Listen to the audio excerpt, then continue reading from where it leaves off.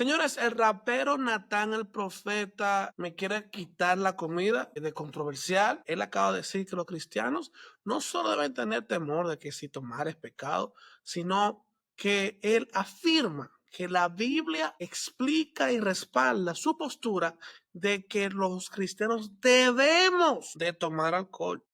Entonces vamos a ver cuál es su justificación bíblica, vamos a poner el video y luego vamos a hacer un análisis breve de por qué yo creo que él está mal. Vamos a hablar del contexto histórico, cultural, de lo que dice la Biblia y definitivamente terminar una vez y para siempre la discusión de los cristianos y el alcohol. Así que primero comencemos con ese video de Natán y luego entonces vamos a hacer el análisis. Veamos. Yo estoy ready para debatir con quien sea. Mira, yo soy cristiano, ¿verdad? Soy un imitador de Cristo, soy un discípulo de Cristo. Y si había algo que Jesús hacía, era tomar. Ay. Escúchame, de las cosas que Jesús más hacía, era tomar. ¿Por qué? Mira, por ejemplo, si preguntan por mí aquí, que vivo aquí, ¿cuál Natán? El que rapea, el morenito, porque esas son como dos cualidades bacanas que es lo que más resalta de mí, ¿verdad? Cuando preguntaban por Jesús, decían, ¿pero cuál? El que anda con prostitutas y ladrones, el bebedor de vino. Oh, wow. Hey. Wow. O sea que el decodificador entró. Fácilmente, sí. Cuando tú le frenabas a Jesús, dale para acá. Dale para acá, que estamos bebiendo. Baja, que estamos aquí. Este vino está bueno. Estamos rulando. El mismo Jesús agarró y dijo, en una ocasión, y dijo, wow, pero ¿a quién compararé esta generación? Si vino Juan el Bautista, que no comía ni bebía, y le decían que tenía demonio. Y vengo yo, el Hijo de Dios, que como y bebo, y me dicen comelón y borracho. Él mismo se puso de ejemplo eso. Entonces, aquí vamos a tener varios problemas. En primer lugar, debo clarificar algunos puntos. Uno, Natán está en un podcast, está un poquito en un escenario relajado, así que no podemos exigirle que él estuviera dando una exégesis o un estudio bíblico profundo del tema.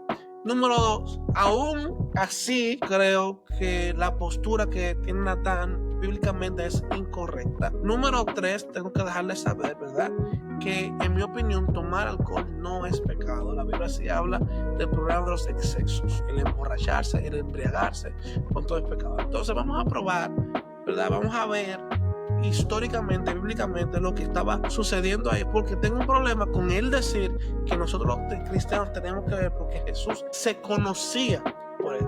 Claramente, Natán el Profeta no ha hecho su estudio de ese versículo, sino que tomó un texto fuera de contexto para crear un pretexto y excusar su comportamiento de tomar, que no tiene que excusarlo porque si no se está embriagando, no creo que haya ningún problema. Bien, entonces, en cuanto al contexto histórico, debemos de entender que en cuanto al contexto histórico, en el mundo judío, señores, del siglo I, el tomar vino era parte de la dieta, era normal. Recuerda también que en ese tiempo, no es como ahora, que nosotros tenemos acceso a agua potable, sino que muchas veces no había acceso a agua potable, había que ir a pozos y demás. Y vino era la bebida más fácil de conseguir para hidratarse. Muchas veces estos vinos también estaban ligados con agua porque las personas tenían que rendir el vino en ese tiempo. Así que también muchas veces el vino que se bebía era un vino diluido.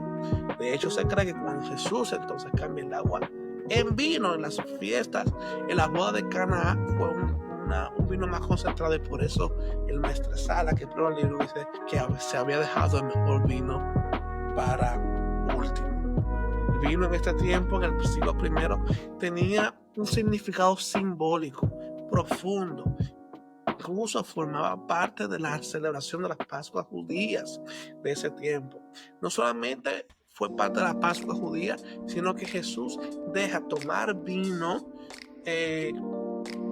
como parte de la cena, que él dice, del ritual que debemos de hacer para recordar su muerte, ¿verdad? Así que Jesús mismo participaba de tomar vino, comía con las personas porque era normal, y él lo que quería era poder llegarle más a las personas, ser más asequible. Así que debemos siempre recordar que en Palestina, en el siglo I, en el tiempo donde Jesús vivía, beber vino con moderación era normal y no se consideraba inmoral en sí mismo, siempre y cuando no se llegara a la embriaguez. Ahora bien, cuando se habla de lo que está diciendo aquí Natán el profeta, de que compararon a Jesús con Juan el Bautista, y Jesús decía que Juan, que no comía ni bebía, le decían que tenía demonios,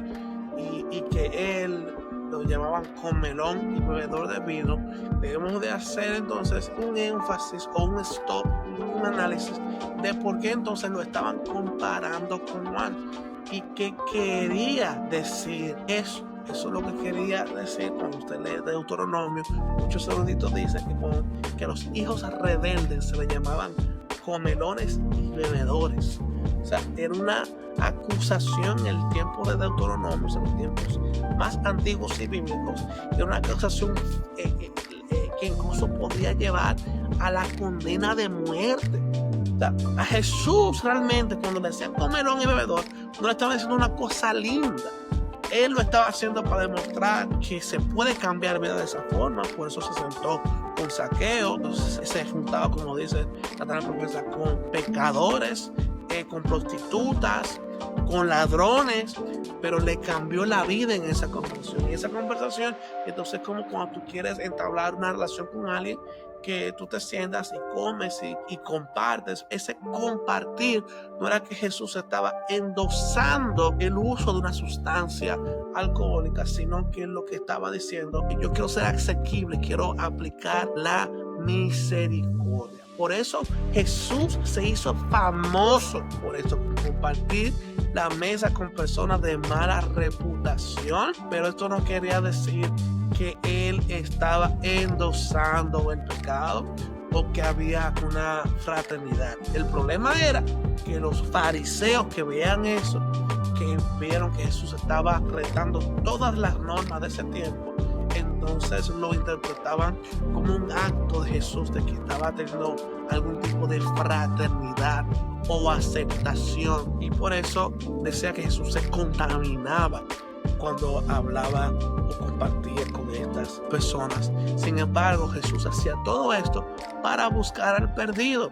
El lío es que yo no creo que Natán el profeta en su conversación entonces está diciendo que debemos ser imitadores de Cristo y tomar alcohol como Cristo en un contexto evangelístico, en un contexto porque debemos de alcanzar al perdido, sino yo quiero demostrarte que yo tengo un nivel de madurez espiritual maduro que el tuyo, entonces yo sí bebo y para mí no es pecado y por eso es que lo hacemos. Cuando Jesús lo hacía era con intención. Cuando él se sentaba a comer y a beber con alguien y no estar separado, aunque lo hizo. Jesús ayunó 40 días y 40 noches, señores. O sea, una gente que un comelón o un glotón no ayuna tantos días, ¿verdad? Pero cuando Jesús comía con alguien era con intención. La pregunta que tenemos que hacer cuando me siento a comer o a beber con alguien, ¿qué el otro se está llevando? Se está llevando alguna palabra de gracia, de restauración, está siendo cambiado o confrontado por la palabra de Dios. Bien, entonces por eso era que lo hacía. Entonces, la perspectiva bíblica de glotón y bebedor, la frase proviene en una comparación de él y Juan el Bautista. Usted sabe que Juan llevó una vida de cero comida, más Jesús hizo la diferencia. Jesús hizo la diferencia. Entonces, no debemos de equivocarnos y comenzar a decir que lo que Dios está diciendo ahí, que tenemos que imitarlo. Por eso Jesús bebía y que de momento estaba bebiendo, de que venga, que estamos aquí, rular. Nada de eso. Era una costumbre, una práctica cultural.